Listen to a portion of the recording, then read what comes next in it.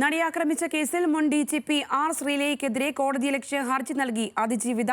നടിയെ ആക്രമിച്ച കേസിൽ ദിലീപിനെതിരെ തെളിവില്ലെന്ന ശ്രീലേഖയുടെ പ്രസ്താവനയ്ക്കെതിരെയാണ് ഹർജി ഇന്ന് കോടതി പരിഗണിച്ചേക്കും.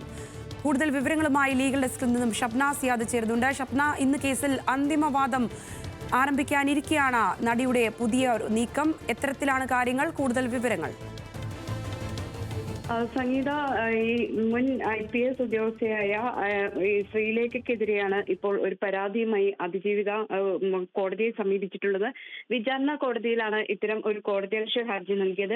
ഈ കേസിന്റെ വിചാരണ നടന്നുകൊണ്ടിരിക്കുന്നു. ഈ വേളയിൽ വിചാരണയെ ബാധിക്കുന്ന തരത്തിലാണ് പ്രസ്താവന നടത്തിയിട്ടുള്ളത്. ഈ കേസിൽ തെളിവില്ല എന്നാണ് ശ്രീലേഖ പറഞ്ഞിട്ടുള്ളത്.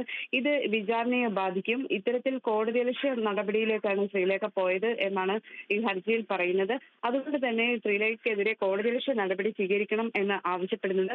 ഈ കേസിനെ സംബന്ധിച്ച് പറഞ്ഞാൽ കേസിൽ അന്തിമവാദം ഇന്ന് ആരംഭിക്കാനിരിക്കെയാണ് ഇത്തരം ഒരു നീക്കം. ഈ കേസിൽ അന്തിമവാദം മറ്റ് സാക്ഷി വിസ്താരം അടക്കം പൂർത്തിയാക്കി കഴിഞ്ഞു.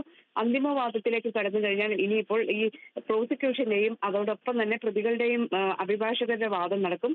അതിനുശേഷമായിരിക്കും ഈ കേസിൽ പ്രതികൾ കുറ്റക്കാരാണോ എന്നത് സംബന്ധിച്ച് കോടതി കണ്ടെത്തുക. പിന്നീട് പ്രതികൾക്ക് പറയാനുള്ള കാര്യങ്ങൾ കേട്ടതിന് ശേഷം ഇതിൽ ശിക്ഷ വിധിക്കും. അതായത് ഏകദേശം ഒരു 2 മാസത്തോളമായിരിക്കും ഇനിയിപ്പോൾ ഈ കേസുമായി ബന്ധപ്പെട്ടിട്ടുള്ള നടപടിക്രമങ്ങൾ പൂർത്തിയാക്കാൻ എടുക്കുക എന്നാണ് ഇപ്പോൾ കരുതാനാകുക. ഇതിനിടെ ഇത്തരത്തിൽ ഒരു ഹർജി വന്നിട്ടുണ്ട്. പക്ഷേ ഈ ഹർജി ഒരിക്കലും വിചാരണയെ ബാധിക്കുന്ന തരത്തിലേക്ക് പോകില്ല. കാരണം ഇത് കോടതിയലക്ഷ്യ ഹർജിയാണ് നൽകിയിട്ടുള്ളത്. അതൊരു വ്യക്തിക്കെതിരെ കോടതിയലക്ഷ്യ നടപടി സ്വീകരിക്കണം എന്നാണ്. അത് വിചാരണ കോടതിക്ക് അത് ബോധ്യം വന്നാൽ ഒരുപക്ഷെ അതിനുള്ള നടപടികൾ നടക്കുമായിരിക്കും. പക്ഷേ ഈ വിചാരണയെ അത് ബാധിക്കില്ല. ഏതായാലും 261 സാക്ഷികളുടെ വിസ്താരം ഇപ്പോൾ പൂർത്തിയാക്കി, പ്രോസിക്യൂഷൻ സാക്ഷികളുടെ. കൂടാതെ 3 പ്രതിഭാഗത്തിന്റെ സാക്ഷികളുടെയും വിസ്താരം പൂർത്തിയാക്കിയിട്ടുണ്ട്. ഇതിലെ അന്വേഷണ ഉദ്യോഗസ്ഥനായ ബൈജു പൗലോസിന്റെ വിസ്താരത്തിന് മാത്രം 6 മാസം സമയമാണ് എടുത്തത്. ഈ കേസിനെ കുറിച്ച് പറഞ്ഞ 2017 ഈ കേസ്, ഫെബ്രുവരിയിലാണ് സംഭവം നടക്കുന്നത്. അതിനുശേഷം 2018 മുതൽ ഇതിന്റെ വിചാരണ നടപടികൾ നടക്കുകയാണ്. സുപ്രീം കോടതി തന്നെ പലതവണ ഇതിന്റെ വിചാരണ നടപടികൾ പൂർത്തിയാക്കണം എന്ന് നിർദ്ദേശിച്ചിരുന്നു. ഇതിന്റെ അടിസ്ഥാനത്തിൽ കൂടിയാണ് എത്രയും വേഗം ഇതിന്റെ വിചാരണ പൂർത്തിയാക്കി വിധി പറയാൻ വിചാരണ കോടതി ശ്രമിക്കുന്നത്.